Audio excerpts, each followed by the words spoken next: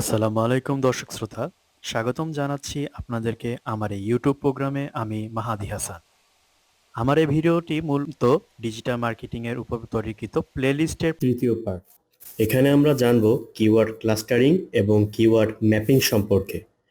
এর আগের ভিডিওতে আমরা দেখেছি কিভাবে রিসার্চ করে কিওয়ার্ডের লিস্ট তৈরি করা যায়। এখন আমরা সেই লিস্ট নিয়ে ক্লাস্টারিং এবং ম্যাপিং এ কাজ করব। প্রথমে জানব কিওয়ার্ড ক্লাস্টারিং এবং কিওয়ার্ড ম্যাপিং কাকে বলে। গুগলে সার্চ করলেই আপনারা এ সম্পর্কে ডিটেলস জানতে পারবেন, কিন্তু সহজভাবে যদি বলি তা হলো সিমিলার বা রিলেটেড কিওয়ার্ডসগুলোকে নিয়ে গ্রুপ করাকে ক্লাস্টারিং বলে। অপরদিকে নির্দিষ্ট ওয়েবসাইটের ভিন্ন ভিন্ন পেজের জন্য ভিন্ন ভিন্ন কিওয়ার্ড বাছাই করাকে ম্যাপিং বলে। উদাহরণস্বরূপ ধরি একটি ডিজিটাল মার্কেটিং এজেন্সি দুই ধরনের কাজ করে, যা হলো এসইও এবং এসএমএম। এখন তাদের ওয়েবসাইটের এসইও এর জন্য একটি পেজ এবং এসএমএম এর জন্য একটি পেজ আছে।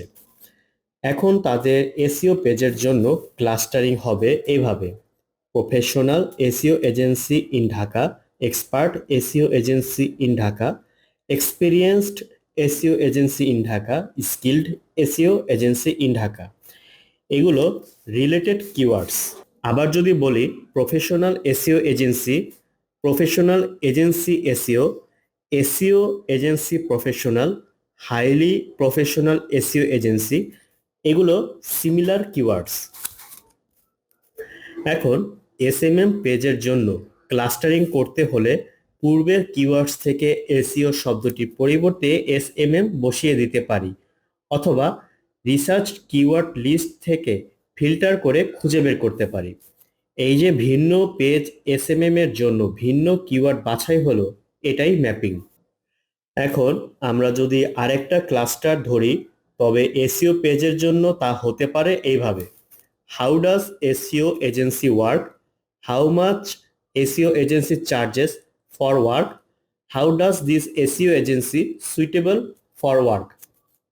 এগুলো রিলেটেড কিওয়ার্ডস। এভাবে আমরা সিমিলার বা রিলেটেড কিওয়ার্ডস নিয়ে ক্লাস্টারিং করতে পারি এবং ভিন্ন ভিন্ন পেজের জন্য ভিন্ন ভিন্ন কিওয়ার্ড বাছাইয়ের মাধ্যমে ম্যাপিং করতে পারি। সাধারণত ক্লাস্টারিং এবং ম্যাপিং এর ফলে ওয়েবসাইটের র্যাঙ্ক করা সহজতর হয়। এই ভিডিওটি মূলত ডিজিটাল মার্কেটিং এর এসইও এর জন্য রিসার্চ করা কিওয়ার্ড লিস্ট থেকে নিয়ে কিভাবে কিওয়ার্ড ম্যাপিং এবং কিওয়ার্ড ক্লাস্টারিং করতে হয় তার উপর একটি বেসিক ধারণা দেওয়ার উদ্দেশ্য তৈরি করা। ইনশাআল্লাহ এই প্লেলিস্টের পরবর্তী ভিডিওগুলো আপনাদের আরো কিছু নতুন ধারণা পেতে সহায়তা করবে। এখন এখানেই শেষ করছি। ধন্যবাদ।